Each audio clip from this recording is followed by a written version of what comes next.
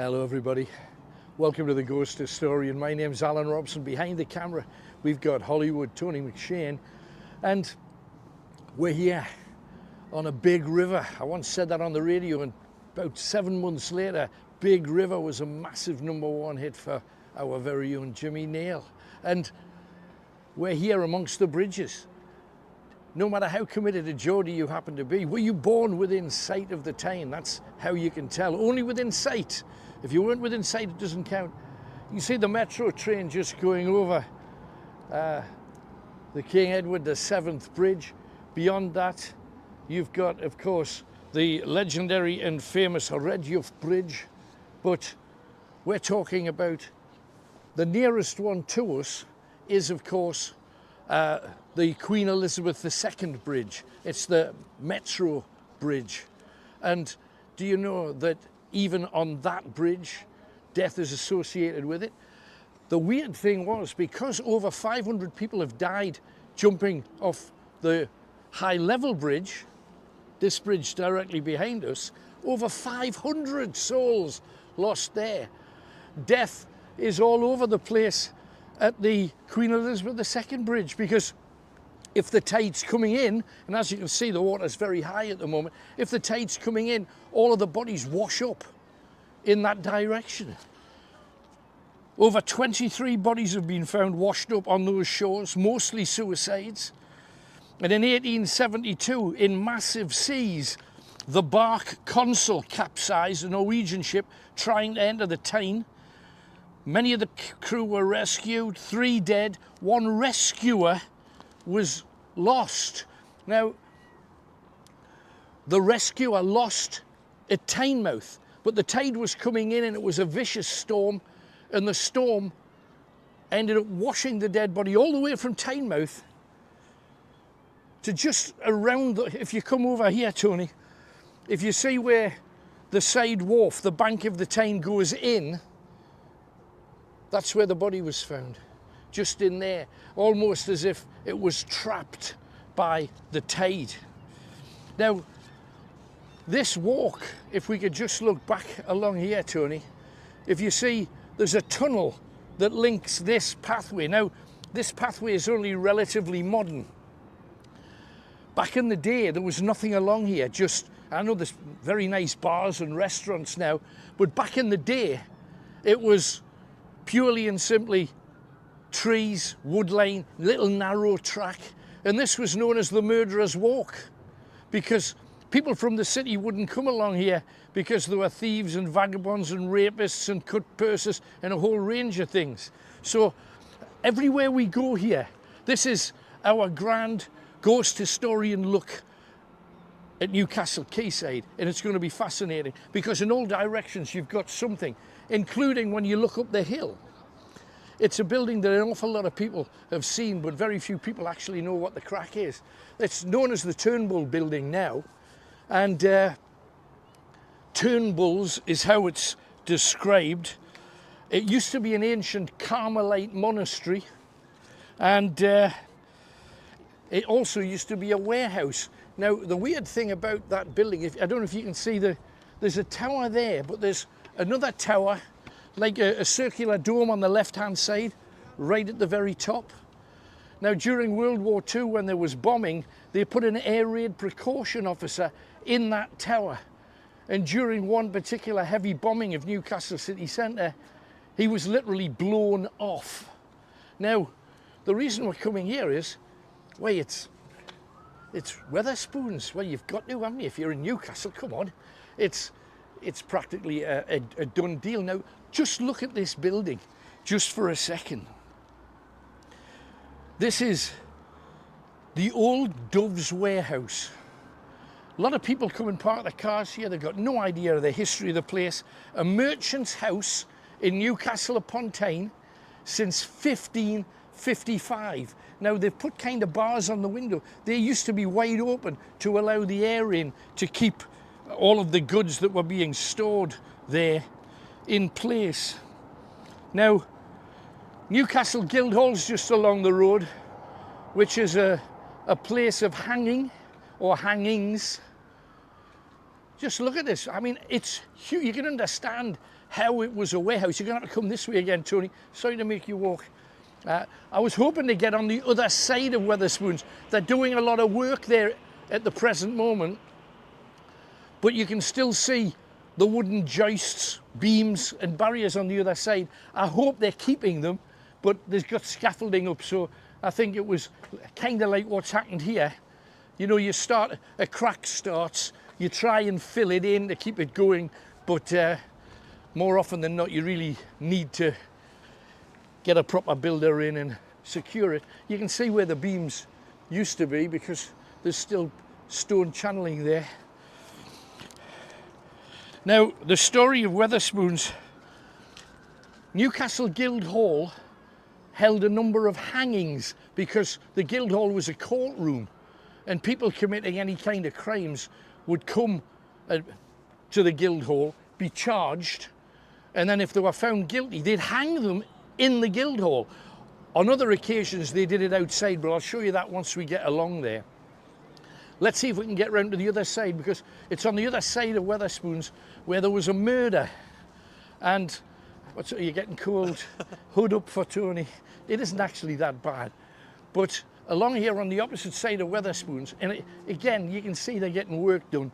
But you've got to remember, this building goes back to 1555, which I think is absolutely stunning. I see we've got a bit of metal to contend with, but we'll walk round too. Because there's the beams. Can you see them on the side of the building? Where the camera is. And we'll see if we can get to see as much around the side as we can. Now, this building is one of the oldest buildings here on the quayside, apart from the building that's behind it, which is Newcastle Cooperidge. Now, Cooperidge is haunted, of course. We'll have a walk in its direction. But sorry about the the wire, but if you can see, you see the wood struts through it. Can you make it out on camera, Tony? Now, there was a murder in the warehouse, and it led to a man being charged with the murder, taken across to the Guildhall. He was hanged outside the Guildhall in the courtyard, and he was one of 16 people that were executed there. Now, I mean, you can't help but love this place. Newcastle's Cooperidge, famous for a number of ghosts, including one of a grey lady that you're still supposed to be able to see in the upper window, the one that's right on the top floor. The main story and the juiciest story is if you can come more central, Tony. If you can, don't know how easily you can see the stairs on the right-hand side without dying. Tony's off to do that. Now, because there were so many press gangs essentially, when the Royal Navy couldn't get enough recruits, so they just wait till everybody was half cut in the pubs along the front, and then they'd go out, gather some people together, either slide a king's shilling into their ale, which is why a lot of tankards have glass bottoms so people can see whether there's a coin in the bottom, because then you've accepted the king's shilling, therefore you are now working for the king. And what the Cooperidge decided to do to stop their customers being press ganged was to hire a little boy who used to sit on the very top, the very apex of the building. And this young lad watched for press gangs coming along. And when the press gang got anywhere near, he pulled a little cord and rang a bell in the bar, and everybody essentially ran away. They came out the back of the building, up these stairs, and got themselves lost in the myriad of small, tiny streets that Newcastle used to be back in the dark days. They were all like this. I know it's hard to believe, but they were all like this. Now, I don't know whether you can see. You see how broad this is? It's bursting out in this direction. Hence, the door, the original door, this is it, is coming out And this door is very famous because the young lad that used to sit his entire job just sitting on the roof, watching for press gangs, pulling the cord, everybody kicks open this door, legs it up and disappears. So no sailors for the King's Navy. However, one day the King's Navy men sent some folk here waiting to grab everybody that came out. They also sent a couple of people to climb up onto the roof to grab the young man, drag him down here. They nailed him to the door. Some of the holes are still here. I don't know whether you can see them. They hammered his hands, arms, nails through his hands, nails through his legs, and they left him stuck on the door. And he was dead, and they just left him there, and they actually put an armed guard here to make sure that nobody would remove his body as a warning. As you can see, to keep the Grey Lady in or to keep us out, they got bars on the windows now. And I'm not at all surprised. This is hugely haunted. It's also haunted a little bit because for my first wedding night, I had the reception in the Cooperidge back in the day. So you can see how it became cursed in the first place, can't you? But anyway, this just looks amazing. And we're not going to do into Newcastle. We've got plenty of trips to do that. Let's get back to our journey along the quayside, because you can't do the quayside without mentioning the Cooperidge, because it's sacred. I physically love everything about this building. Used to be a great music venue back in the day, and it's been squandered on the long stairs. And if you've ever had to climb up or run up them to escape from the tallyman or to escape from press gangers, you'll know just how long those stairs are. Right, let's get back over to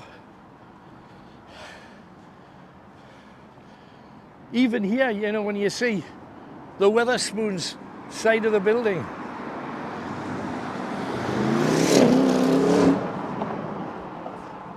William Billy Purvis, clown and jester of the North, born in Auchendirnie, raised and lived in Newcastle, returning home to the close when not on tour, died in Hartlepool, the first professional Geordie. Now, nowadays, it's tragic, but really, no matter who you've got as a Geordie hero, there's very few that still live and have always chosen to live in the North. I made a career decision years ago. I could have gone to London, could have gone to LA at one point, but the whole idea was, if you're working in the North, live in the North. And there's a lot of people who class themselves as professional Geordies who spend no time here at all. I love it, and I'd always want to be here if I possibly could be. Now, let's get back along the quayside. Even when you look at every building, look at that building there with the Newcastle crest on the side. Everywhere you go has amazing stories. Now next, Tony, you need to feature this amazing bridge that's directly above us. Robert Stevenson built it. This is back in 1847. Robert Stevenson, the man who built the rocket. Now, you've got to remember that when he was building this bridge, he was also, and don't fall over the stuff behind you, he was also building the rocket, of course. Now, the rocket did a speed of between 15 and, can you believe it, 20 miles an hour. And everybody was told, mind you, if you're on a train traveling at 20 miles an hour, your eyeballs will be sucked out your head. That's what they genuinely believe, 20 miles an hour. Now, I don't know if you've ever driven any of Newcastle's zones that are 20 miles an hour. You feel like you're standing still. But anyway, that was the case. Anyway, down here we come. Back to the Murderer's Walk. And it sounds ridiculous when you've got such a beautiful river, and I love the Tyne. And it is a big river. The North, from the Tweed and the Tees and the Wear, we've got some of the greatest rivers on planet Earth. with some of the darkest stories attached to them. We've got ghosts, death and misery, all kinds happening right here. Now, when this used to be covered with trees and foliage and stuff, now you've got people just walking along it. But back in the day, this whole walk, especially towards where that bridge is, dark alleys known for cut purses, thieves, robbers and rape. This is the 1850s. Yet 200 years before that, in 1625, they wrote, "Newcastle is the finest quayside in all of England." How about that? The problem is we are now directly below what they call a suicide bridge.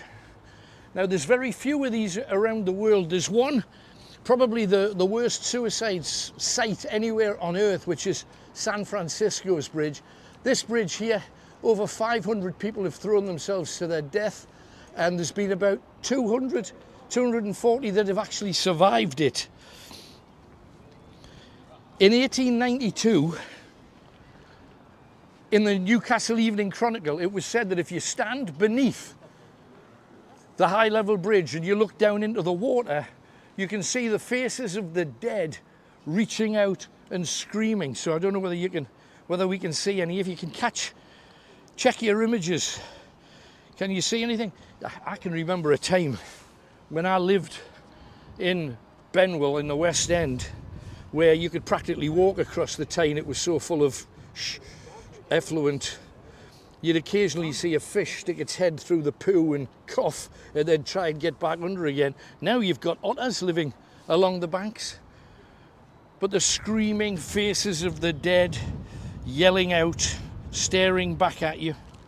And then we've got another building that's just a little bit off the river itself. If you come around here, Tony, this is Neptune House, and you can see the amazing, there's a decal on the side that's maybe worth having a look at, Tony. And then come around the front to see this amazing image on the front. Riverside House, some people call this. There's an awful lot of incredible stories that a lot of people don't have any clue about. This used to be the big fish market back in the day. This is where all the Newcastle fishwives used to ply their trade. Newcastle, featured with three castles, because we had three castles, including the Newcastle, and also two massive sea horses, demonstrating our great love of the sea. And if you look closely enough, on the top of Newcastle Castle, there's a big image of the king. Now that's a clue to why Geordies are called Geordies, because while all of Northumberland hated the king, because the king was German George, and everybody was trying to fight against George. However, the people of Newcastle upon Tyne decided to fight just to be awkward and just to be guaranteed a scrap. They fought for King George, so they became known as Georgies, and Georgies eventually turned into Geordies. Now, as I say, this whole square here was where the fishwives used to set up. They would get the fish from the boats on the river front, bring them over here, scrape all the scales off, gut them, cut them, fillet them, and then they'd dump all of the rubbish back there, which is why that bridge over yonder, the Tyne Bridge, ended up having the biggest colony of kittiwakes, over 700 breeding pairs, because they used to be here to pick up all the guts and the filleted fish that were hide. And if you look up at King Neptune, who are the two people sitting next to him? I don't know whether anybody's ever noticed, but they are in fact fishwives. And if you come out a bit further too, you might get a better glimpse of them. On the top. Try not to bump into a BMW. There you go, pigeons just landed on his head. Now the two people sitting next to him, a lot of people said, oh well, they must be saints or they must be famous people. Well, famous, absolutely. They're fishwives, for heaven's sake. Rows of them washing, gutting, scaling. This whole area would stink. Selling either in the market You can see Neptune and the name Fish Market.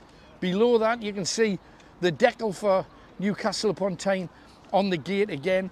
It looks very posh now. It absolutely wasn't back in the day.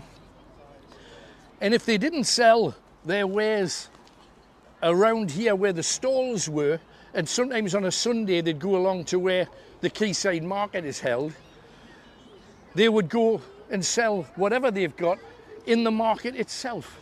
And the market was full of traders of one sort or another, and quite regularly some of these ladies were dispatched, they were killed and dropped off into the river along with their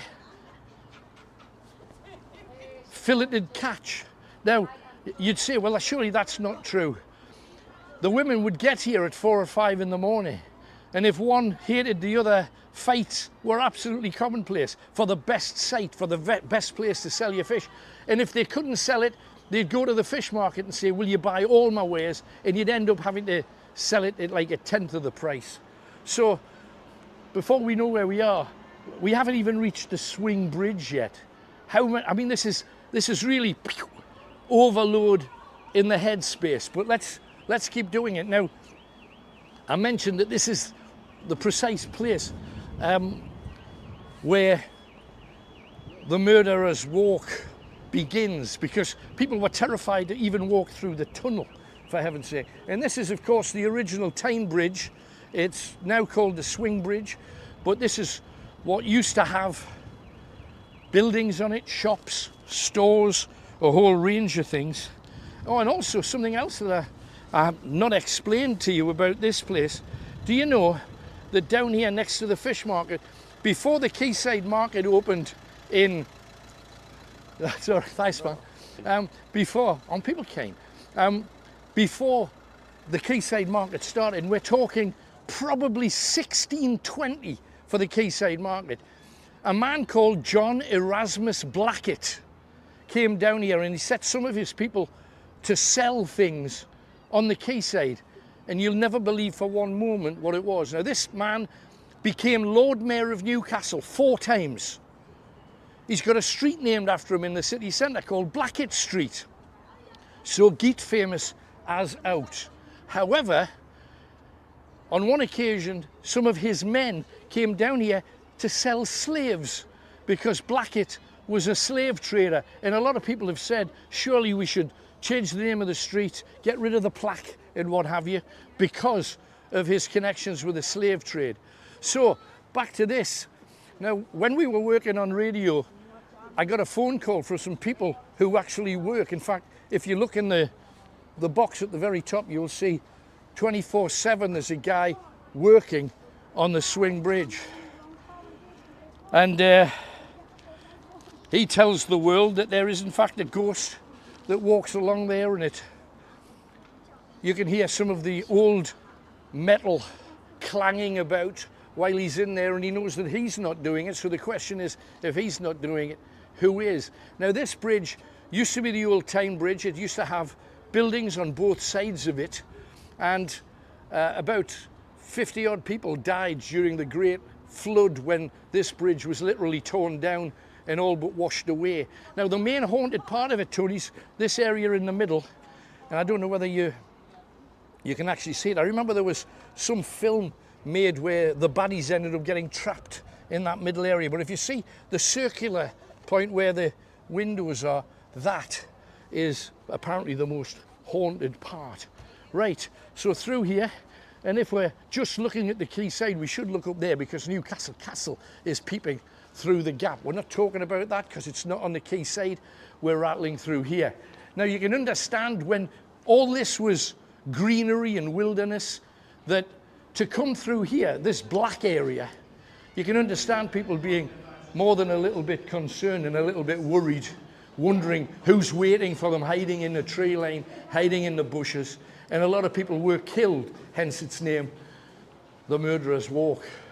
And then you come out and you can still see in all directions a ton of history. Look at this. Dug out the river recently. A whole pile of... Who's who was in the wheelchair. Now the weird thing about this is, if you actually look at the wheelchair, it's kind of like a Harley Davidson with extended forks. I don't know whether you can see that, but actually that is pretty cool. But looking back along here, and again, if you can imagine, when you look through the other side of this tunnel, all you see is tree line and bushes. All of that would be pitch black. Even during the day, everything black as pitch. Murderous walk. And then we come to this area here, which is, you climb up there, of course, with the various Newcastle decals again, to get yourself to be able to walk across what is now the swing bridge. Now, the Tyne Bridge used to be simply called the Pons Alias Bridge, named after Hadrian, because Hadrian's surname was Alias. And in 1771, a bridge that was actually much bigger than this, twice the width, with shops and stores right the way along both sides, with a road going up the middle.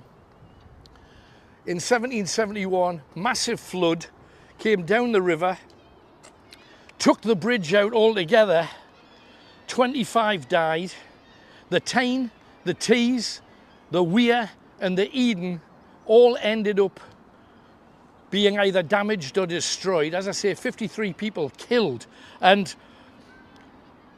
along this whole river, even then, and I know it's hard to get your head around, but if you can imagine 300 tall ships on either side of the river, that's how busy it was. This was tall ship central. Imagine Amazon, you know, one of their big factories, how many trucks would go in there? This was the equivalent of that. Now, if you know Newcastle city centre at all, I want you now to think the top of Dean Street, okay, where Newcastle Cathedral is, top of Dean Street. They have found a complete wooden, tall-masted, three-masted ship washed all the way up there. Imagine just how much water it would take to do that. Now, I can remember when I was a kid coming to the quayside, and the quayside would have like 2 or 3 inches of water, because the tide would come in after heavy rain and you'd be splashing along here. And that wasn't unusual. I know that it happened at least 2, maybe 3, 4 times when I was probably 60s, 70s, 80s. I haven't known it since, because they put new ways of balancing the level of the water. But imagine a tidal wave, a little mini tsunami coming down here, washing away everything that was in the river. Now, we mentioned hangings at the Guildhall.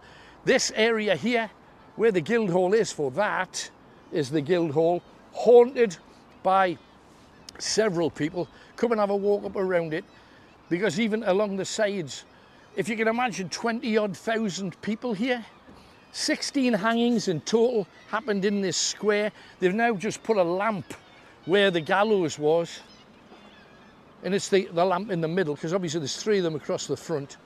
Looking through, you can see Bessie Surtees' house. Great story, but we're not doing that because we're just doing the quayside. The Guildhall building, amazing. Go have a look at it, mate. This was also a coroner's autopsy room. They used to pick some dead bodies out of the River Tyne. They'd take them in there to the coroner's office, where they'd be dissected and messed about with. And in 1771, some of the bodies of the dead were put in there too. Now, in 1655, their first ghost. 1655 for Newcastle was a time of poverty. A lot of people with nought. Now, when I was very little, my family had nought too, so we kind of understand. But they brought in taxes, and 3,000 people charged at the Guildhall, demanding that the people inside change the tax situation. Well, they called the army in. The army came down, and how do you disperse 3,000 people when there's like 25 soldiers? Well, one of the soldiers walked up to the leading protester of the 3,000 and shot him in the head. His ghost is said to walk into this particular building, always seen looking out of one of the upstairs windows. So inside there's a courtroom. I mentioned that people would be judged. I remember when I did a book launch for one of my books, Grisly Trails, we did it in the Guildhall, in the courtroom. And it's amazing. It's a proper chamber where people would have trials and juries and that whole thing. Hangings here, biggest crowd, some say 20,000. I think realistically 16 to 18,000 if we're being conservative. Depends what you've got to say. Now, another famous bridge that we should mention too. Don't know whether you've noticed it, it's kind of a big one. Newcastle's Tyne Bridge, 1925. Now, I'm very proud to say that Kevin Keegan and I came down here, and from the middle of the swing bridge, Kevin and I together pulled the switch to switch on the very first lights ever placed on Newcastle's Tyne Bridge. They're still there now, but blimey, you don't half need a paint.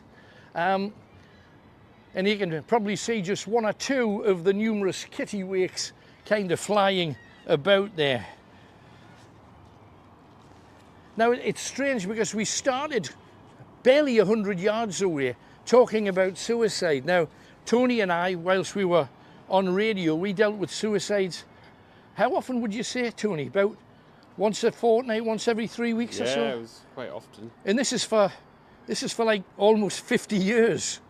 So suicide and mental health is a massive thing, and people treat it savagely here. People don't care nearly enough, the government especially. And one day I was sitting on the roundabout, Swan House roundabout, where our studios used to be, and the police arrived at 10:25, and they said, can we speak to Alan Robson? They said, I'm sorry, he's on the radio. We have to talk to him, we have to talk to him now. So I put a track on, I'm chatting to them. Somebody was going to commit suicide on the Tyne Bridge, and the only person he talked to was me. I had to come down, and my producer at the time, which wasn't Tony, took the music, just played music and kept the show kind of ticking over, explaining what I was doing. We managed to talk the young lad down, but the difference is within like 2 months of him wanting to end his life because his girlfriend had left him, took their small child with them, she wouldn't let him see the baby. 2 or 3 months later, they'd reconciled. They're still together now, as far as I know, because every now and then I would get a message from them. So you never know what's round the corner, so you should never, never commit suicide. But this is another bridge where it's happened, and if you come off there and you land either in the water, or more often than not, I'll show you where they jump from. The vast majority of jumpers from the Tyne Bridge, and I don't know whether they're just trying to avoid the water, but it's a little area there.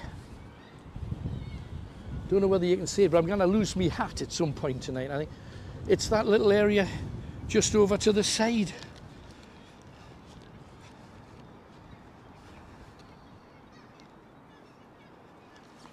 Now, while the Tyne Bridge was being built, you can see they've got scaffold up now, which is actually quite relevant because a man called Nathaniel Collins from South Shields was one of the original builders of the Tyne Bridge, and he put scaffolding up and he fell to his death. Now, his ghost is said to walk around the plaza directly beneath the bridge on this side of the river. So I know you can't see it, I just think it's ironic that at the moment there's all of this scaffolding there, almost like to celebrate the fact that Nathaniel Collins helped build that, a lad from Shields, and he fell to his death. His ghost, when all of this is not here, is said to walk particularly on that side of the road over there. I'll go around that side. I think there's a path. Is there? Well, let's do it then. Okay. Oh, no, maybe not. No, it doesn't look like it, mate. They used to. Yeah, no, absolutely. I think they blocked it off. Also, some of the things that a lot of people don't know about. Do you know there was a very famous person standing in the middle of Newcastle's Tyne Bridge in 1967? Martin Luther King, out of all people. He came to be given a doctorate by the Newcastle University, and the thing that he wanted to do, and in America he did civil rights marches across bridges all over the place, especially a place called Selma. He wanted to be marching across Newcastle's Tyne Bridge, so Martin Luther King was actually right there, right in the middle, marching along. Now, other than that, the Tyne Bridge should be known for prostitutes because, I don't know whether you're aware, they were trying to make the Tyne Bridge super useful in a whole variety of ways. What they wanted to do was to use every inch of a building. If they're going to build a building the size of that, we want to be able to do something with the pillars. So what can you do? You build the pillars, holding up a massive bridge. There's an awful lot of storage area inside. So they decided, well, the obvious thing is boats come in, they unload their goods, and instead of putting them in the big old-fashioned warehouses, like the one where Wetherspoons is, we'll put them in the pillars of Newcastle's Tyne Bridge. Sounds like a great idea, until of course the local working girls discovered that there were like 500 rooms, and the prostitutes of the day decided, well, I can use one of these rooms for all of my clients. So what they did was they'd get a punter from the quayside off one of the ships, take them in to the doors at the bottom, and take them up to a private room where they would be serviced and looked after. So they had to lock off the gates and the doors here at the Tyne Bridge. Now we have another. This building here has a window at the very top, middle. Don't know whether you can see it. It's got its fair share of kittiwakes up there as well.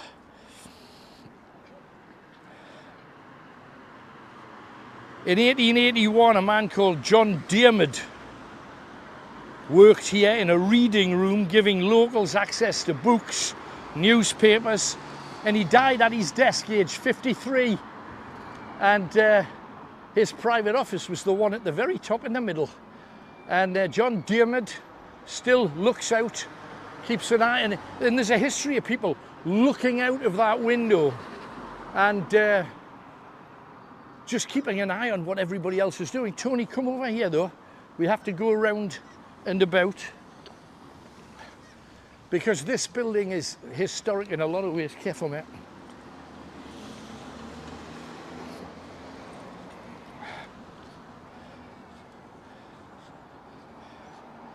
Now, 2 stories for the price of one up here next to the Premier Inn here in Newcastle.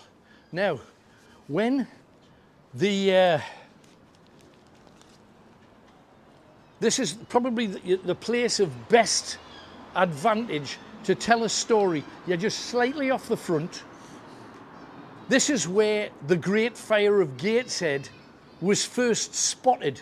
Now over there, kind of, and I know that's the Hilton, then you've got a church, but right the way along here, from over there, from the high level bridge, right the way across, there was factory after factory after factory.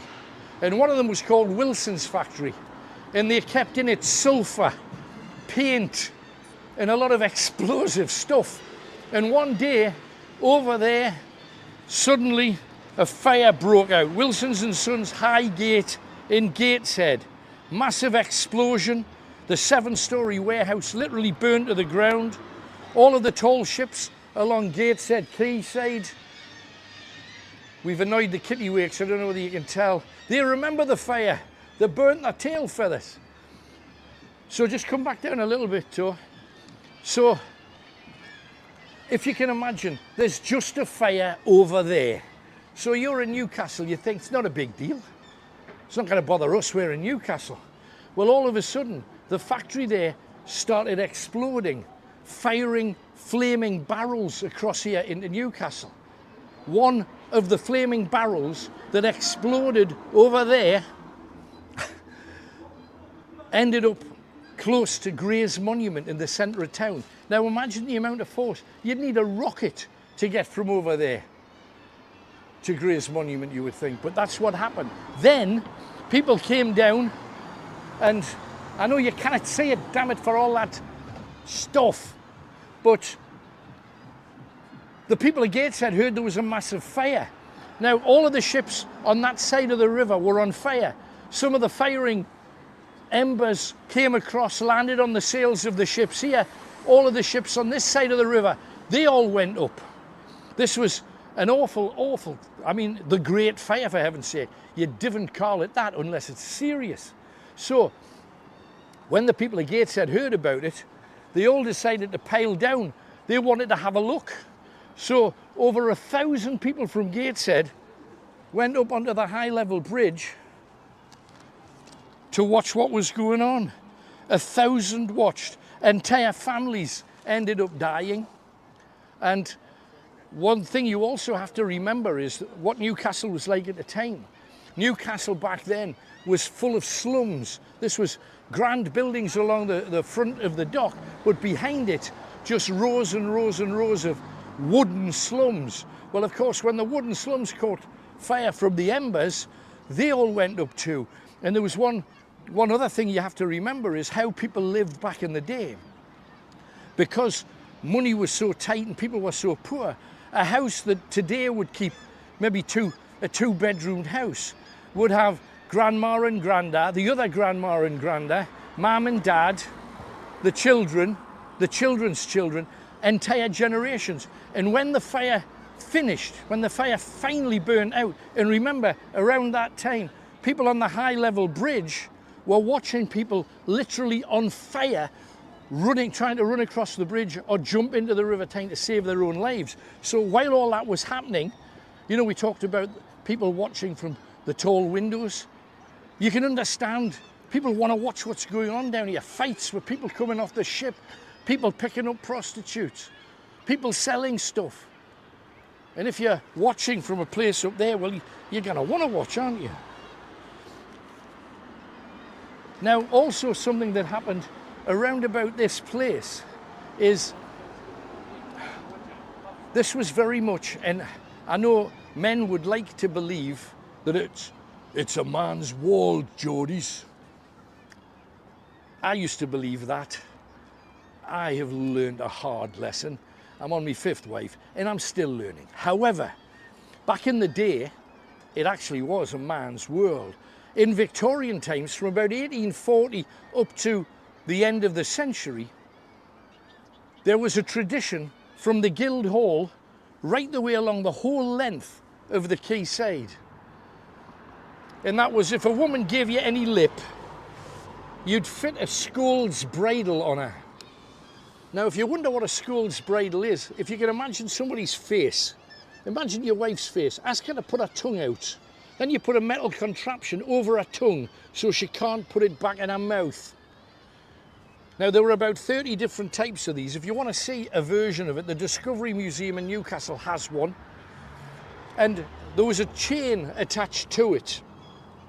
And men would pick up the chain from the Scolds bridal, and the woman with a tongue, with a screw in it, holding the tongue in place, and he would drag his wife along the whole length of the quayside. And the reason that he did this with the Scolds bridal was to prove that he was wearing the trousers in his house. Now, anybody that's ever lived with a woman at all will know revenge is a disaster when it comes. Women will always find a way to make it worse for you. So learn your lesson. Treat all women as the ancient pagans used to. Treat them all as a goddess, and then you can't go too far wrong. That doesn't involve sticking their head in a torture device. Anyway, they used to parade them right the way down here. Now, we mentioned before the Great Flood. Now, if you can imagine the water 4 to 5 feet above, so kind of here, about here. But imagine it, massive turmoil, rolling down literally like a tsunami, picking up everything in its way. Now, there's a story of one person that had a shop on the bridge who was an accountant. And as an accountant, he needed his books. Otherwise, how would he know who his customers were? He had thousands of customers. He sent his assistant, a young girl, back onto the bridge to try and get the book, and of course her body was never found again. But there is one amazing story from the old Tyne Bridge, now the swing bridge, and that is when the water knocked the bridge down, a lot of people and a lot of artifacts and a lot of things from the shop or the shops landed in the river. So after the flood ended, there was lots of stuff washed up along the banks of the river for miles. And in Jarrow, a couple were looking out for nout. They were looking for any stuff they might be able to pick up. And they saw this massive wicker basket washed up on the riverbank in Jarrow. And when they opened it, they found that it was a little baby that had been put in like a Moses basket in one of the back rooms. It was the child of one of the members of the staff who worked in the shop on the Tyne Bridge. And of course, they'd lost their lives, and the baby in the water all the way to Jarrow, she wasn't even wet. Now, if you believe in miracles, that sucker's a miracle right there, no question about it at all. Anyway, onwards, ever onwards. Now, while we're talking about the great bridges, I've also got to tell you that mills and houses on the river Wear were destroyed, the same flood. It was a massive build-up of water on the mountains, and it poured down, flooding all of the rivers. On the River Tees, people were killed. In Yarm, the water was 12 foot deep across the entire town. Now, Tony, you and I have done Yarm. Yes. Lovely visit.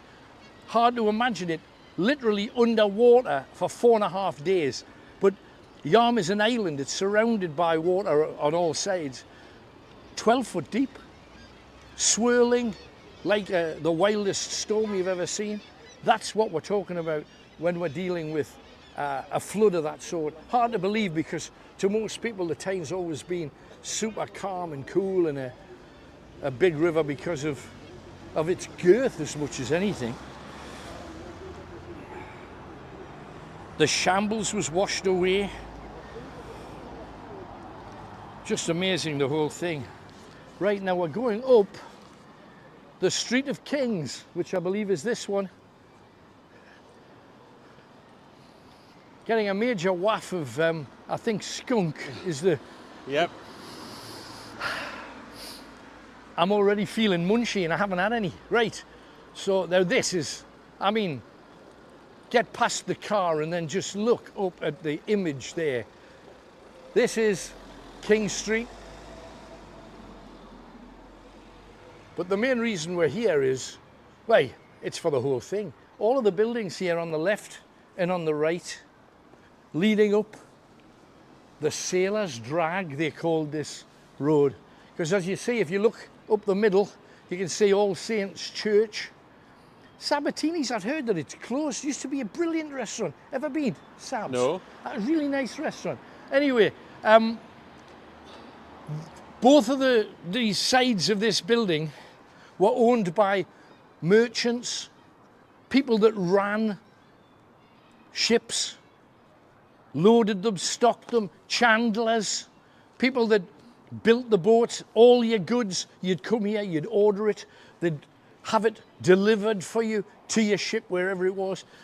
You know, we've described a lot of this like Amazon, and it really was. Tony, come up and have a look at this, the decal on the side of the main door is quite amazing. Shipping and commerce. Now this door has a link to another door, which you might remember we've talked about. Up beside Newcastle Cathedral, you've got the vampire rabbit. I don't know whether any of you have ever seen it. If you go around the back of Newcastle Cathedral, the vampire rabbit mentioned in the Da Vinci Code, mentioned in association with the Knights Templar, so is this. And if you look at the small decals, you will see that two at the very top, either side of the goddess, again a lot of pagan influence here, you will see the Templar cross either side of the door. Now, the three lions of England feature, Newcastle, the houses of York and Lancaster are also there. All of that is fascinating, and of course you've got Newcastle with the three castles and the seahorses. We defended triumphantly. Well, actually Newcastle didn't. Newcastle ended up getting defeated by the Scots, who took over the whole city, and John Marley, whose school I went to, John Marley, who was the Grand Lord Mayor of Newcastle at the time, said, "I'll surrender the city to you Scots if you let me and my family go." Yeah, let's name a school after that sucker. But anyway, I think that's amazing. Now, look up here. You've got ships. What happened in association to some of the sailing ships that came up the River Tyne at the time? Life on board ship for most sailors was expected to last up to 12 years if you were lucky. Severe weather, starvation, dehydration, drownings, disease, scurvy. Newcastle sailors were given fruit.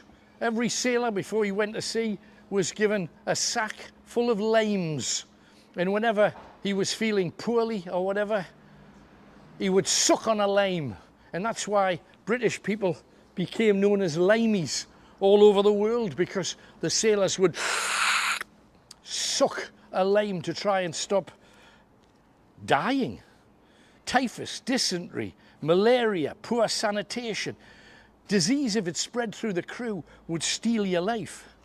Walk to the middle of the road, Tony, if you can, because those stairs leading up to the All Saints Church, which is haunted, this was known as the sailor's drag, because if anybody died on board, if they were close to a port, they would never just dump them in the sea, because they'd wash up on their home country, their own shores.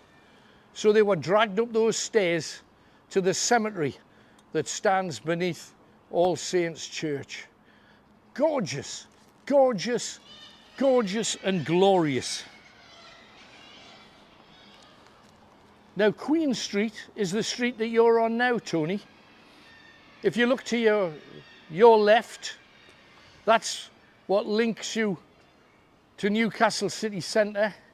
If you actually look along there, you can see fairly clearly that that'll take you straight the way up into the Tyne. And also, you can also see even more clearly where all the suicides took place. If not on this side, on the opposite side. But that's where most of them ended up in an unpleasant pool. All Saints Church has been a church since the 1100s. There was an ancient Saxon church up there. There was also a church for non-believers, but of course as soon as the Christian church heard that that's where pagans and heretics were placed in the ground, they had to instantly say, no, we shall build a giant church, and made sure that there's nowhere for pagans to go, because they wanted to get rid of all kind of heretics, and if they couldn't get them to convert, they'd kill them. That tended to be the norm. Oh, blimey. It's funny because in 1640, William Wallace and the Scots decided to attack. And when they came up to All Saints Church, there was a lot of gold.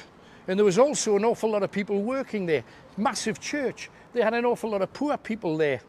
And what they decided to do was, they didn't want the Scots to steal their gold. Even they had a couple of concrete fonts built. So the church decided that what they were going to do is they're going to remove the fonts, get rid of the fonts altogether. Now, I don't know whether you've ever thought of how difficult it would be to remove a massive stone font, but the church removed all of the fonts, hid them from the Scots. Now, I'm sorry, but I don't know any Scottish warrior that's going to get excited about a stone font full of water. Anyway, they removed the fonts. Now, because they removed the fonts, they didn't bother with the people that were hiding in the church, who were, of course, all completely murdered, their lives stolen. because the Scots believed that the churches, especially in England, were all hypocrites because they were more concerned with building fine buildings than looking after the poor. And isn't that the whole point of religion in the first place? But anyway, get off your high horse, rock on. Now, we are moving, oh, my lovely little alley. Here it is. Now, this is cool. Come up here. Nobody in their right mind, unless it's sneaky wee, once you've been clubbing on the quayside. Now, this is Plumber chair, and this is one of hundreds. I mean, literally, Newcastle city centre. Forget, I know York still got a lot of like little tiny narrow avenues, but Plumber chair. There've been at least 7 murders on this particular area.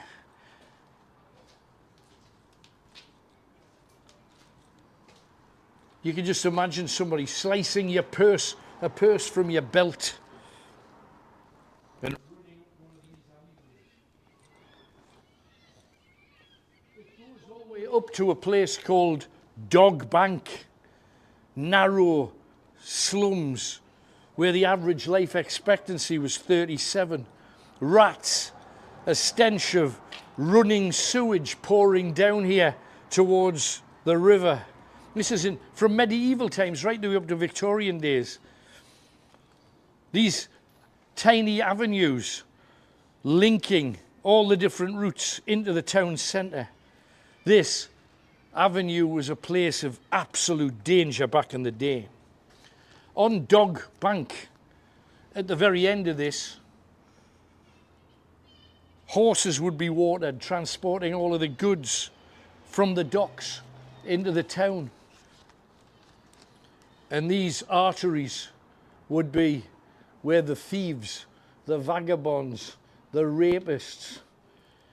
It was odd because sometimes the language used in the newspapers to describe places like this was, you would think, not really suitable for the newspapers. But one newspaper in the north described this place as a haven for the sodomite and buggerer. So you can see, I mean, now, can I be frightened here? But back in the day, of course, this was buildings right the way up, all the way through to behind the church and to Dog Bank itself. Now, at the end of Dog Bank, you've got Sandgate and the Sandgate Egg. And this is an area where keelmen. Now, keelmen essentially are skilled boatmen that could do amazing things with their craft. They were super skilled. Now, my great-great-great-grandparents, 2 generations up from me dad, lived in North Shields. They were keelmen. They were known as foy boatmen. Now, what a foy boatman does, foy boatmen, you find them at the entrance to any river, Tyne, Wear, Tees, Tweed. And a foy boatman will wait till they see a ship coming in, then they'll all jump in their boats and row out to collect the cables or the ropes from the boat. Then they would row this huge heavy craft, and there could be a dozen foy boatmen and 12 craft pulling this huge tall ship into the river. That was my North Shields side of the family from back in the day. Poor people, I mean, you wouldn't make an awful lot of money at it. But as I say, at least 7 murders down here, just this tiny little area. And I don't know about you, Tony, but it feels it too. Absolutely. So a place nobody comes. And they've now put lights on the trees for us. They've lit up the quayside, especially just for us.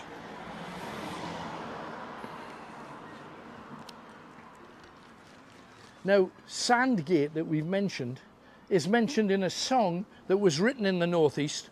You probably heard it, the keel row. Here go the keel row, the keel row. Was all written about Sandgate. So it's gate famous as out. Another nice little sign for us. Thomas Spence, here on Fenwick's Entry, a utopian writer and land reformer. Dare to be free, he said.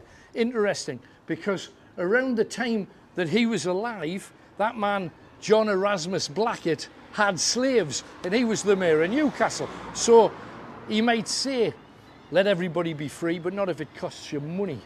And that's scandalous. You know, Martin Luther King coming to a town where the Lord Mayor had slaves. That's the reality of Newcastle. Now, people wouldn't necessarily know that, but we should. Oh, there's a train just coming across. You don't see that often too, so catch it if you can. There you go. Lovely, lovely, lovely.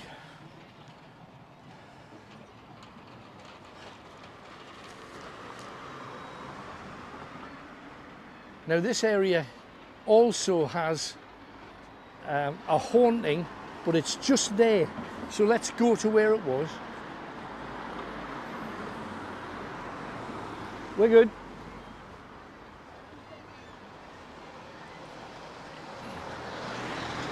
Sorry, I'm good.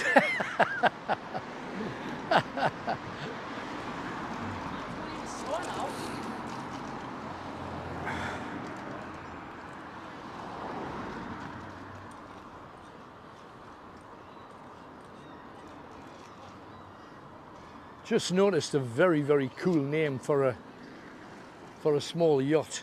The Black Shadow is happening, and we're talking about ghosts and myths and legends and dark shadows, and there we have a dark shadow with its own wind turbine doing its thing. How cool is that? Now this area here, in 1829, the very first prisoner ever hanged at Newcastle Castle, a woman called Jane Jameson. She was arrested for murder, and she murdered her husband. Now, you don't hang women, you don't, well, it was considered such a brutal slaying. He was literally cut, opened, and left with his various body parts lying around. She made a total mess of this guy.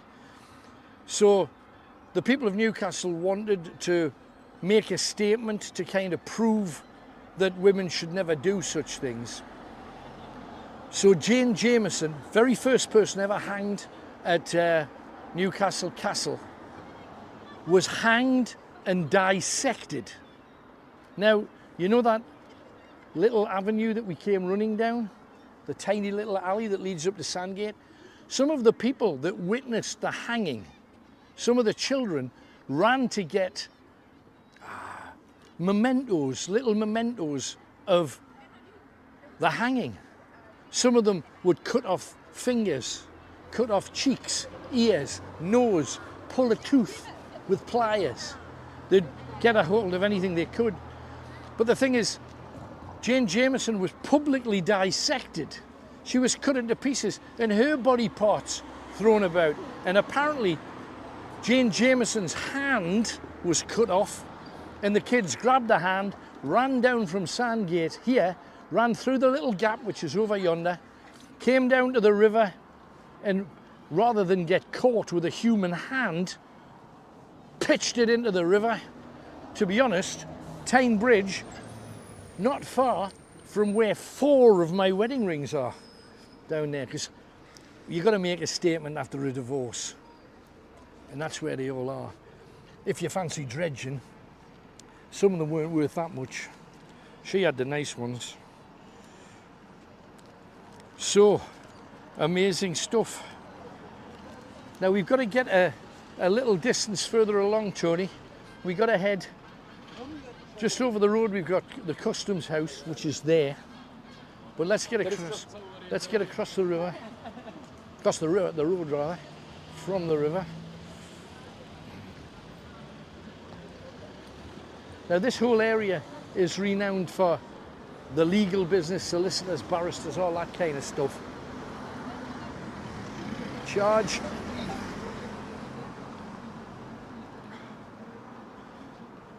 And in all directions, the customs house. Here it is, 1766. There was one on Sand Hill, and the customs house is, of course, where they put a value on all of the articles entering the country. And I know there's big talk of tariffs all over the place. They did that here. Sometimes captains apparently would come here and do a little under the table deal with some of the barristers and solicitors. Now I know that all this new bit wasn't there. This old bit was. Thank you very much. Lighting us up. Some of the old-fashioned lamps are still here, as you can see. Probably as dark now as they were back in the day. But buildings like this, and I don't know whether you can see just by looking in that, at the tall stairs. Now, that staircase is said to be haunted. Haunted by a ship's captain that was said to do a dirty deal with some of the barristers. Can you just let me get all my stuff in without paying any tariff on it, and I'll split the money with you. Then I get 50%, you get 50%. I save a fortune and make money directly in my pocket. And they said, yes, I would. He gave them the money. Then they said, you're trying to bribe an official. He was one of the 16 taken along to the Guildhall and hanged. So, you know, talk about people who deal with the law, breaking the law themselves. There's certainly been a bit of that. So that's the Customs House. Rocking on. We've got to get round the corner. Did you hear that? Yeah. That was definitely behind you in the alley. That was strange. Anyway, we're not looking for ghosts tonight particularly. The sun's just starting to go down. We have to get round the corner. I love the live theatre. That's just here too.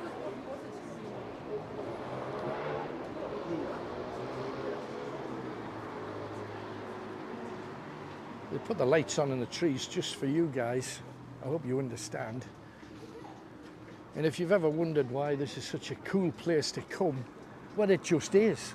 Now, when Kevin Keegan and I did the lights for the Tyne Bridge from the swing bridge, HMS Calliope on the other side of the water is where our helicopter landed, and they had a golf buggy that took us along to the swing bridge, and it was to do anything to do with the icon of the city where you were born is amazing, but to be in a helicopter with Kevin Keegan to switch the lights on, you can imagine one of the proudest moments of my life doing now that was great. Just tripped Nelly. Copter Creels. That's Geordie for you. Come on. Anyway, up here, you get a great look at the city when it's dusk, don't you? I mean, you cannot stop looking at it. It's just beautiful. So let's get round the corner.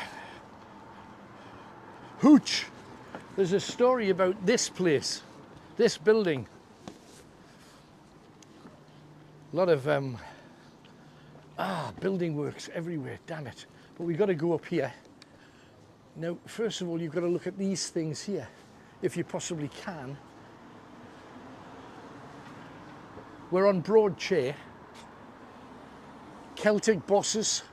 That is a boss that has a wooden ship poking through it with an anchor around the front. I don't know whether you can make that out. I hope you can. This is Baltic Chambers, one of the most haunted places in all of Newcastle. This is known as the Watcher's House. Again, there's I don't know, do we have to get around the other side to be able to see it? I don't know, can you see the circular place at the... No. No? Need to be across the road. Let's try it on the other side of the road. We're going to have to cross back though at some point. Right. There you go. Now, we talked about people watching all the stuff going on. A lot of people wanted to do it. And that, at the very top on the left-hand side, is known as the turret. The turret, no less. It's got a ghost, a faded nun, and a poltergeist, said to have been the Watcher, a man from the tower that refused to leave, had all of his food delivered to him. Residents now refuse to live in the turret. It's also, this whole street is where the ghost of Martha Wilson belongs. Let's go and tell her story. But before we do that, we've got to get up to a building that's just there. Literally, I can see it from here, so just come with us for a while. Look at the amazing, just modern architecture on that door. I think that's fabulous.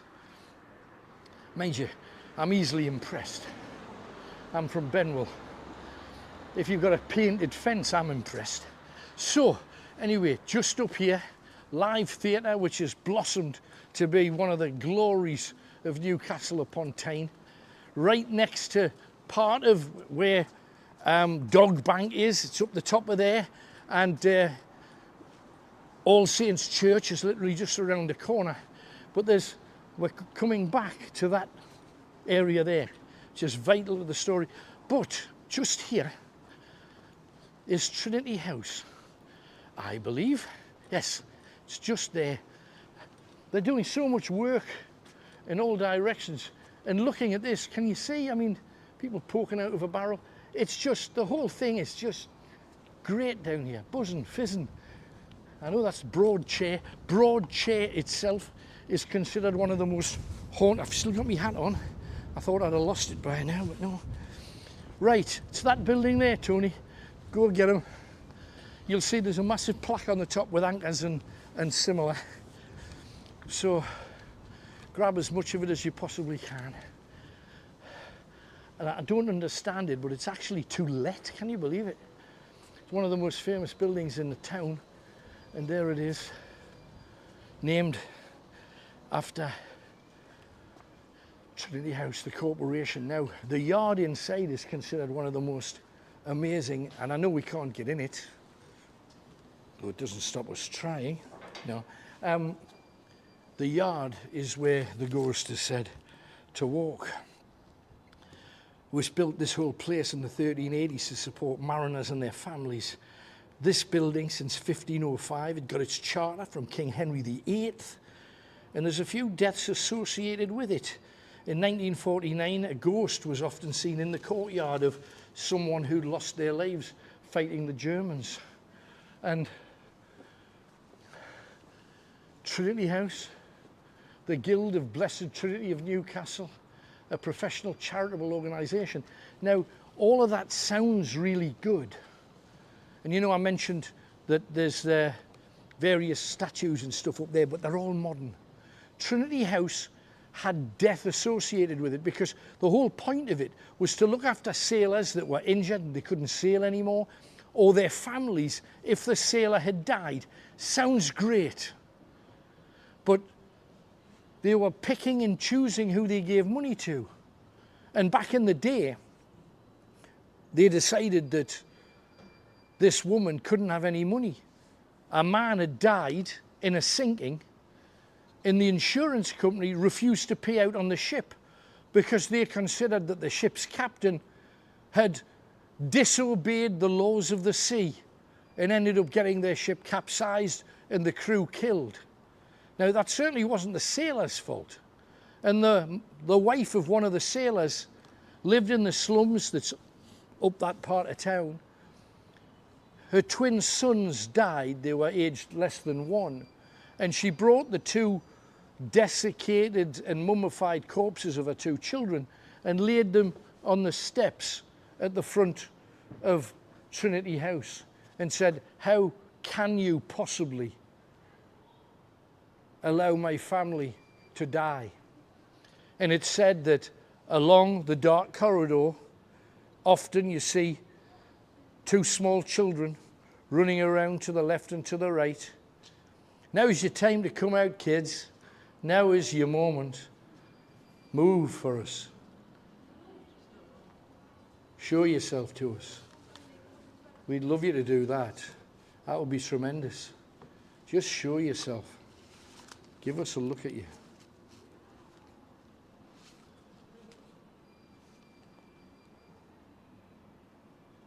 Are you there?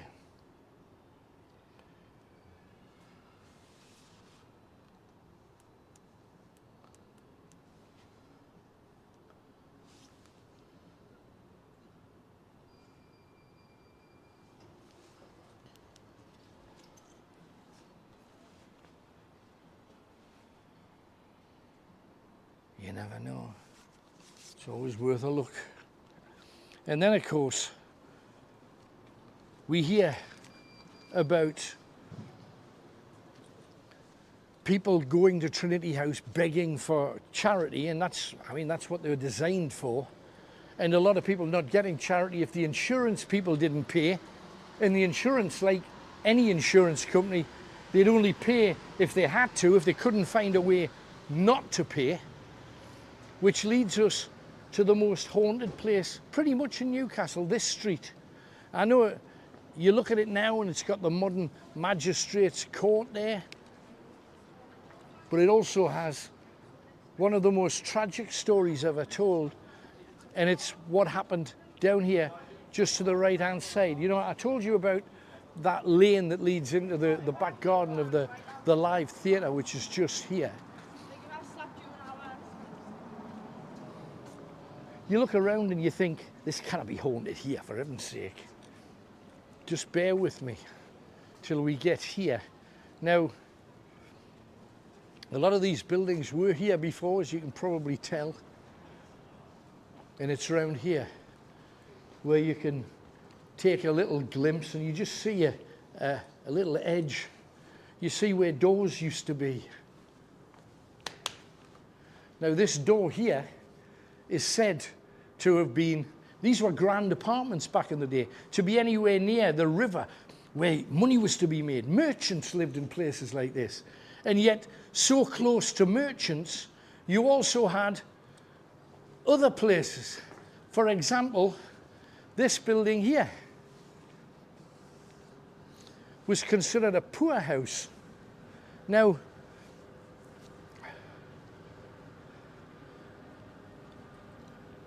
let's sit and tell a tale. So on one side, you've got wealth and opulence. And I know a lot of these verandas and balconies certainly weren't there back in the day. But the building was pretty much as it stands. And these were the houses and apartments, even back then, of rich merchants.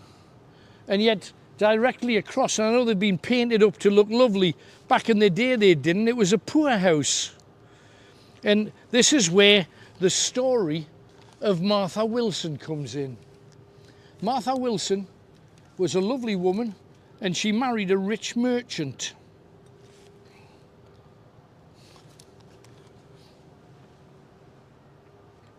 And when she married the merchant, she would live in that posh bit over here, Tony. She would live there. The door at the side was the door, so I'm presuming the area where she lived was this bit. 2, 3 floors in a grand house in the centre of Newcastle upon Tyne, on the lip of the River Tyne itself, where my husband works as a merchant. Life was fantastic. She had everything she wanted. She was rich.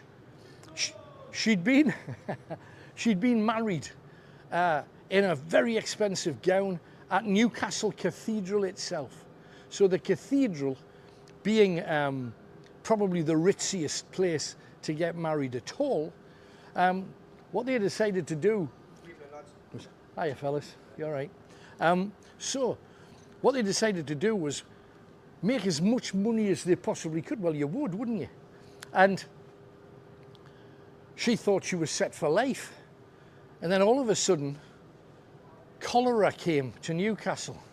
And her husband started with a chesty cough. It was only a matter of time before he was 4 toes up in a box and placed in the ground. Now, she had no way of making money. She thought that when her husband died, everything that was her husband's would come to her. He hadn't made a will. His sister and brother claimed his fortune, and she was cast out. Now, they say ever since she was cast out, they bricked up the door, and the door is indeed bricked up. Don't know whether that's true or whether it's an embellishment. Either way, it's very tragic.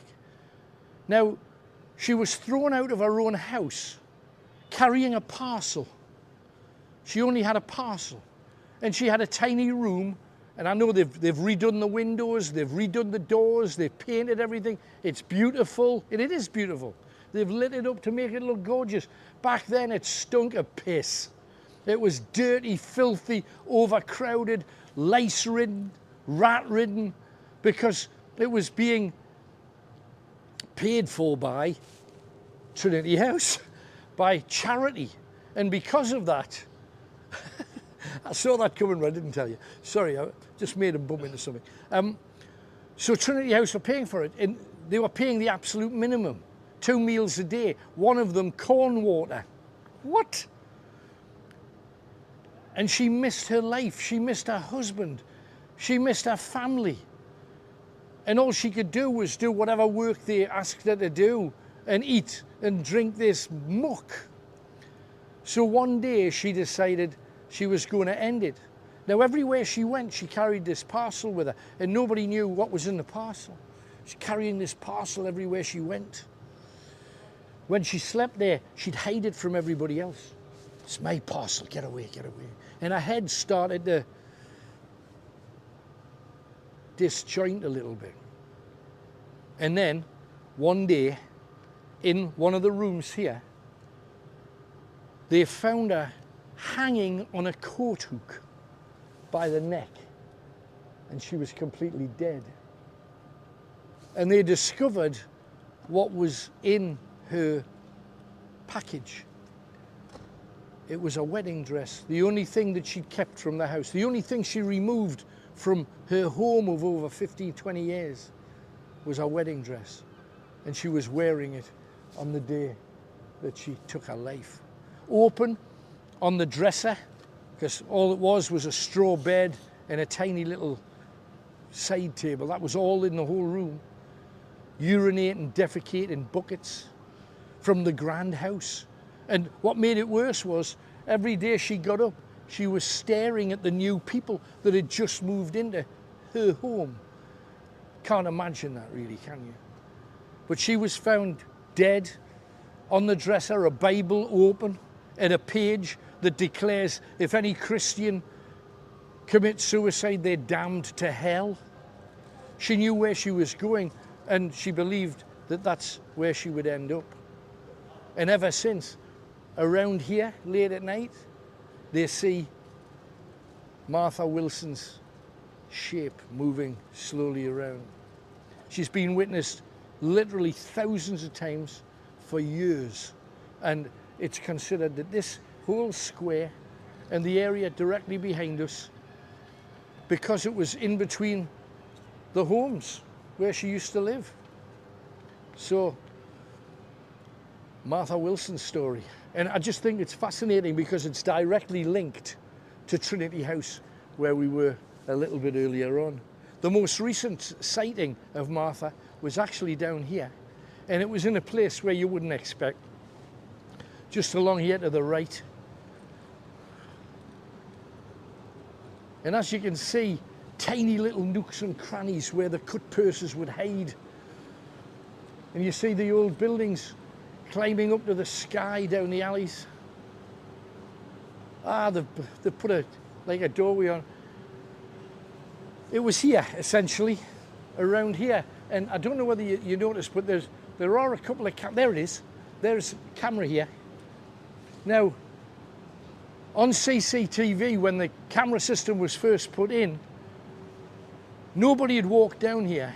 And then all of a sudden, a figure carrying a package ran past the camera. So they caught Martha Wilson on camera, which I think is pretty damn cool. But probably one of the more tragic of all stories. And again, surrounded by all of those places that we've already been. We've talked about, you know, Sandgate and All Saints, and then just over the shoulder there, a hunk of Tyne Bridge just around the corner. And maybe all I'm doing now is knocking on Martha's door. Come on, Martha, come out and see her. And you see, when you see cobbles like this, do you see this area here? It's like a gutter. People say, oh, it's for the carts, it's for the cartwheels. It isn't. It's where the poo and wee ran.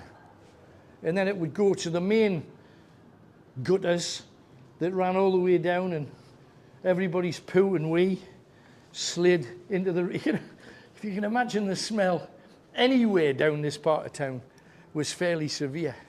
So anyway, let's get across. We've got more to go. Head of Steam's a good bar, just to the right there, too. This is the Magistrates' Court, new building, in a place where many, many warehouses used to be. You can see it started to seriously get dark and dusky. And there's the Watcher's turret that we talked about before here on Broad Chair.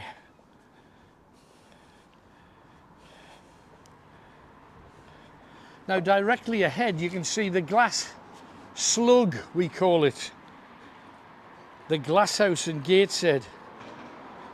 Used to be a notorious warren of slums in Gateshead, known as hell over there. Disease-ridden, overcrowded tenements, filthy factories plagued by a massive rat population. Now, funny thing is, on a couple of occasions, there are rat-related stories. There's one in North Shields, in a huge tunnel next to the Black Middens, for those of you that are North Shieldsie folk. But in Gateshead, during the Second World War, a bomb went off on Pipewell Gate, which is essentially there. It was a row of nasty, nasty tenements all wedged together. And when the bomb went off, it flattened a factory, and underneath the factory there was a plague of rats, thousands of rats. Now, when the bomb hit the factory and the factory collapsed, all of the rats came out in a column. It was considered at the time, when the Gateshead Press covered it, that they thought there was between 7,000 and 20,000 rats. And they all came walking across the road. People in trucks and cars were driving over the rats, and it didn't stop the rats from just surging and surging and surging from the slums and the tenements of hell, Gateshead. That was hell, overlooking what they considered to be austerity, rich Newcastle upon Tyne. Well, if you ever were rich, you'd end up in a place like this and they'll end up taking all your money. That's how it works. We're not going up there, we're going down. Because this is Newcastle, for heaven's sake. So let's hurry around the corner. And here we go.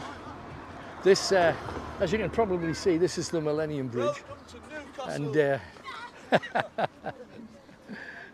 he thinks we're not from the tune, man. Hey,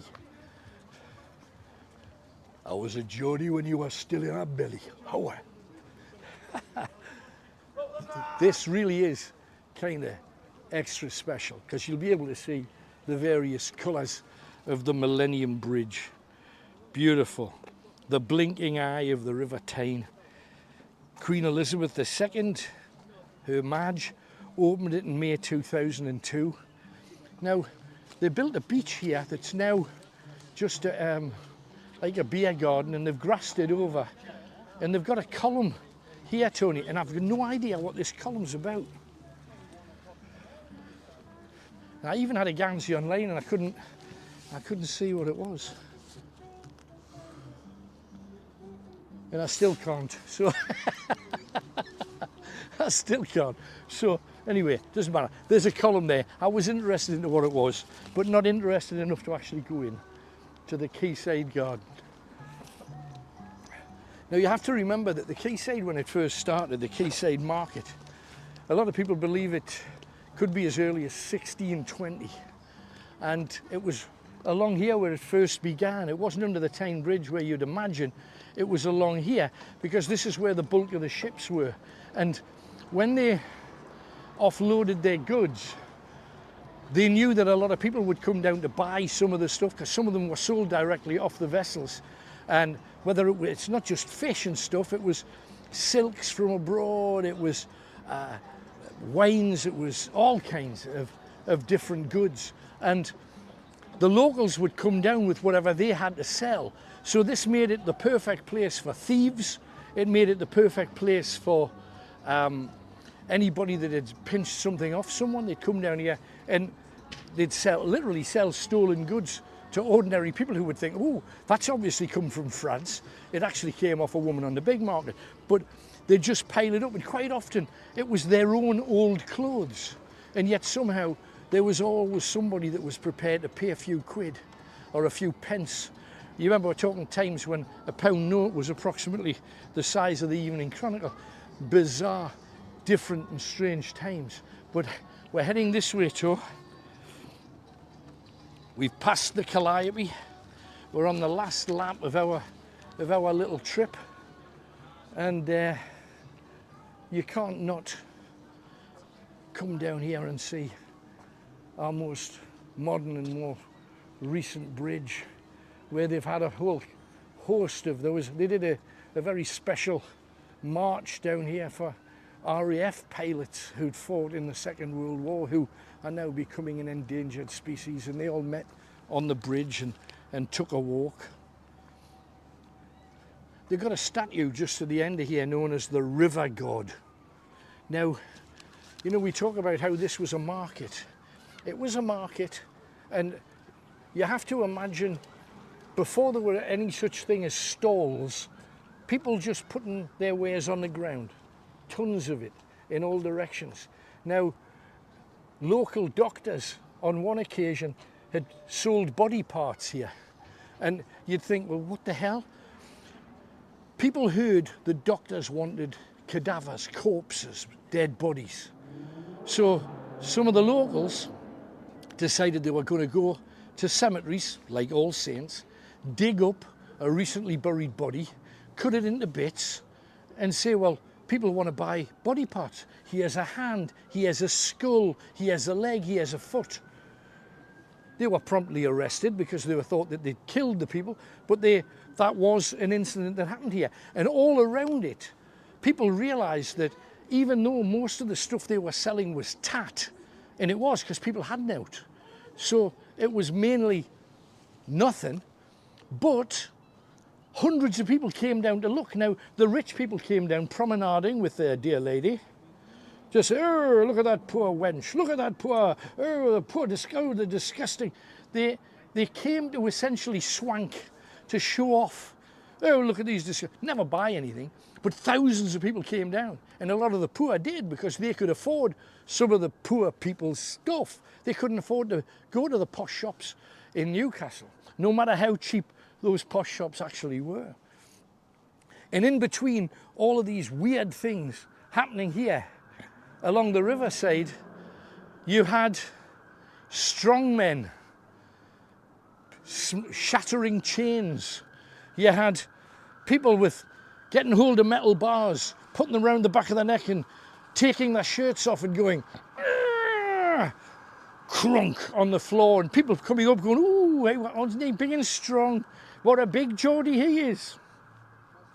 Hence, because of these strong men, because this area here was renowned for the place where, kind of like an auditorium, almost like a performing area for the strong men. Now it's very modern. You've got the swirl here that goes all the way down beyond. But this, can you make it out, or do you need a torch, Tony? I need a torch. I'll go the other side. Okay, man. We've got like 20 minutes max left of this. All right, mate. Is that all right? Sure. We're nearly there, nearly finished. Now this, you see the chains hanging? This character is the river god.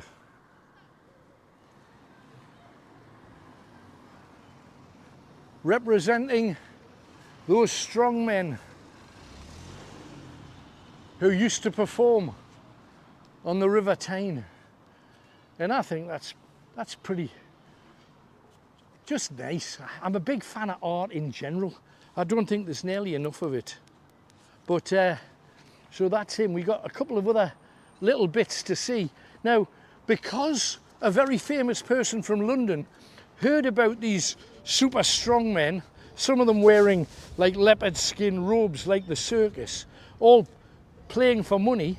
You had people that would dance down here, people that would sing down here. Geordie Ridley, who wrote the Bladen Races, came singing down here. And a famous guy from London heard about these strongmen.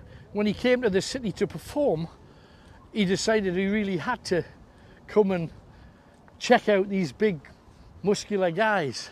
When he came down here, he saw that they had their shirts off, so he took his very expensive fly collar shirt off and did a little bit for them. The man's name was Harry Houdini. So there you go. I've got plenty of time for the pitcher and piano. I don't know about you, Tony. I don't like it. You don't like it? It takes ages to get served. It can. I must admit, I'm a bit of a fan, just because it's probably got one of the best vistas anywhere. Like across the river, for example, you've got Baltic Flour Mill. Now, very, very famous, the Baltic Flour Mill, Spillers.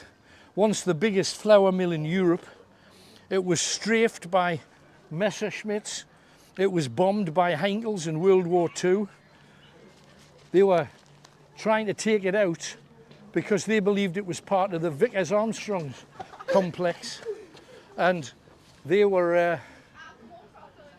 That's the boy! They missed it by a mile. Which is good luck for everybody else that was along there. Because if you look down the river in that direction, you'll see that you're probably about 2.5, maybe 3 miles from where the Vickers complex started. And that's where a lot of your parents, my parents, used to work, building shells for the Second World War. And now the thing is, the people in Newcastle get a really bad reputation because they're loud and they're nouts, but they're mostly harmless. And just let them drift by. Because, to be honest, when I was their age, I was probably equally as irritating and annoying. But when my mother was putting the shells together for various things to be used against the Germans and the Japanese, the unpleasant thing is we're heading in the direction of the wastrels, but we'll try and get there. First of all, we have to talk about this amazing building here. This is the Golden Globe, the Swirl Pavilion, and we can actually get in there too. In fact, I think we'll make this the last one, Tony, to be honest, because there's a blacksmith's tower just along the back, and it's because of the manufacturing and engineering history of Newcastle. They've put seahorses and a whole range of stuff along there. But I think the perfect place to end our quayside Grisly trail, for that's what this has been, is here. This is the Swirl Pavilion.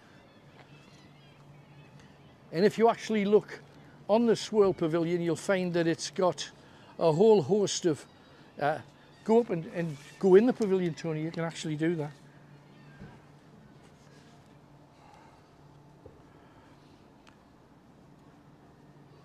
Now, the Swirl Pavilion is built over where the Swirl burn used to dribble into the River Tyne.